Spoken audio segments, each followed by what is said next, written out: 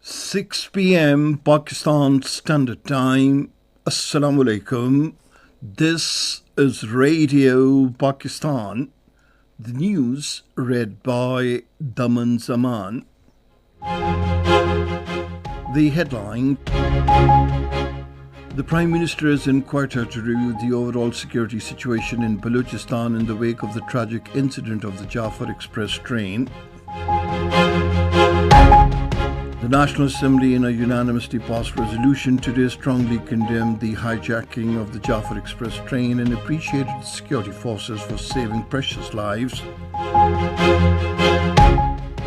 Pakistan has urged the Afghan interim government to cooperate in bringing all those involved in the terrorist attack on the Jafar Express train, including the real sponsors, to justice.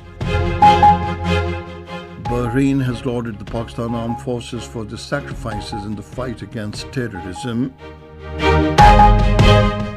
The All Parties Hurriyat Conference has deplored the deliberate involvement of the occupation forces in the destruction of the environment in the Indian illegally occupied Jammu and Kashmir.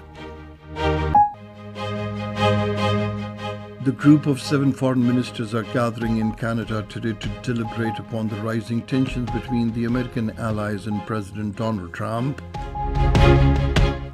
And now the news in detail.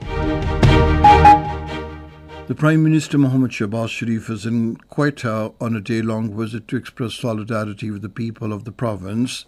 The Prime Minister will chair a high-level meeting to review the security situation. He will be briefed on the current law and order situation in Balochistan, including the recent terrorist attack on the Jafar Express train. He will also address the political leaders and elders during the visit. Upon arrival, he was received by the Chief Minister of Balochistan, Mir Sarfaraz Bukti. The National Assembly today unanimously passed a resolution strongly condemning the hijacking of the Jafar Express train and all acts of terrorism that endanger the life of people and disrupt peace. The resolution, moved by the Minister for Parliamentary Affairs Tariq Fazal Chaudhry, appreciated the Pakistan Army, the Pakistan Air Force, FC, SSG and the law enforcement agencies for their unwavering commitment, bravery and sacrifice in safeguarding the life of the citizens and protecting the integrity of Pakistan. It recognized that their heroic efforts in neutralizing the terrorists involved in the attack on the Jafar Express train reflects the resolve and readiness of the security forces to defend the nation at all costs. The House called upon the people, regardless of their ethnicity and religion, to get united in the fight against terrorism and reject extremism, ensuring peace, safety and prosperity for future generations. The Defence Minister Khwaja Mohammad Asif has said Pakistan will emerge victorious in the war on terrorism with the nation's support and our armed forces. Participating in the discussion on the presidential address to the joint sitting of the Parliament in the National Assembly today, he said the security forces successfully eliminated the terrorists who attacked the Jafar Express in Balochistan, thus preventing the crisis from worsening.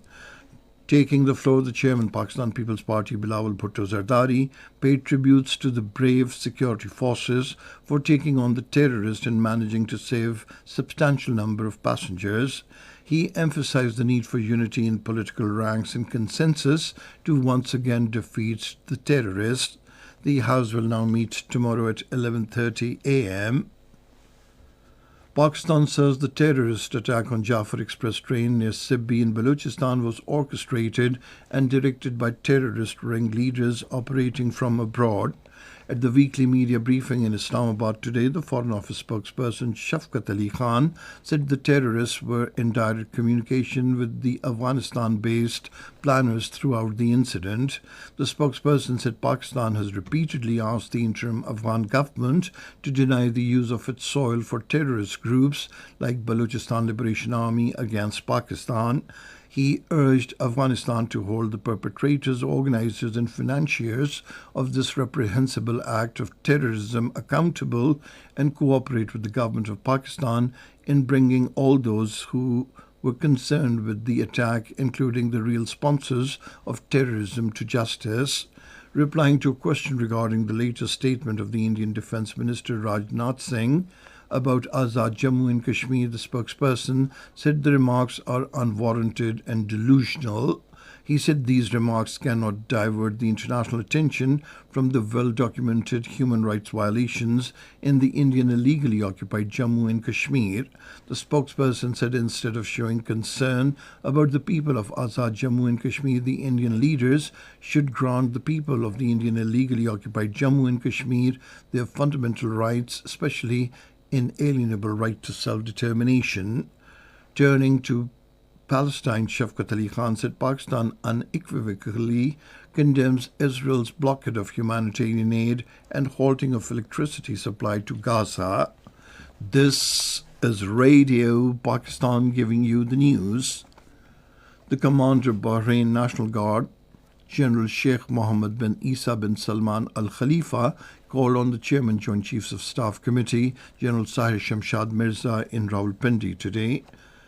The evolving regional environment and related security issues were discussed during the meeting. The two sides emphasized broadening the scope and depth of existing bilateral military engagements and cooperation between Pakistan and Bahrain. The commander of Bahrain National Guard lauded the professionalism of the Pakistan Armed Forces and acknowledged their sacrifices in the fight against terrorism. Earlier, upon arrival at the Joint Staff Headquarters, a smartly turned out Tri-Services contingent presented Guard of Honor to the visiting dignitary. 19 days are left for illegal foreigners and Afghan citizen card holders to leave Pakistan. The government has given a deadline for illegal foreigners and Afghan citizen card holders to leave the country by the 31st of this month. The government has assured that no mistreatment will occur during the process, and it has made arrangements for food and health facilities for those returning. The All Parties Hurriyat Conference has said the Indian forces, including the army and paramilitary personnel, are deliberately setting forests on fire, destroying water resources and chopping fruit trees in the Indian illegally occupied Jammu and Kashmir. The All Parties Hurriyat Conference spokesman, Advocate Abdul Rashid Minhas, in a statement said the Indian troops use explosives to ignite forest fires, aiming to establish military camps and firing ranges in the ecologically sensitive areas of the territory. The statement deplored the involvement of the Indian Army in deliberate acts of environmental destruction. Meanwhile, the Indian troops, during a coordinated search operation, arrested 2 youth in Bandipora district of the Indian illegally occupied Jammu and Kashmir. The United States mediated negotiations between Israel and Hamas for the extension of the ceasefire in Gaza are continuing in Doha. The United States has proposed 60-day ceasefire extension. Meanwhile, 2 Palestinians have been martyred in the Israeli attacks across Gaza during the last 24 hours. According to the Gaza Health Ministry, 48,524 Palestinians have been martyred by the Israeli forces since Israel's war on Gaza. Foreign ministers of the Group of Seven are gathering in Canada today to deliberate upon the rising tensions between American allies and President Donald Trump over his foreign policy on Ukraine and imposing of tariffs. The G7 ministers from Britain, Canada, France, Germany, Italy, Japan, and the United States, along with the European Union, will meet in the tourist town of Lama Bay. A trilateral meeting of China, Russia, and Iran will be held in Beijing tomorrow to discuss Tehran's nuclear program. China's Vice Foreign Minister, Russian Deputy Foreign Minister, and the Iranian Deputy Foreign Minister will represent their countries. Greece's former Parliament Speaker, Konstantin Tsoulas, was sworn in as the new president today. Tsoulas, 66 years of age, was nominated by Prime Minister Kyriakos Mitsotakis for the large ceremonial role. And finally, the weather report. Partly cloudy and dry weather is expected in most southern parts of the country during the next 12 hours. However, rain, wind, thunderstorm with snowfall over the mountains is expected at isolated places in Upper Punjab, Islamabad, Khyber Pakhtunkhwa, Kashmir, and Gilgit-Baltistan. And that is the end of this news bulletin. For more news and analyses, log on to our website radio.gov.pk, and you can also watch the live video streaming of our bulletins on the link facebook.com/Radio Pakistan News.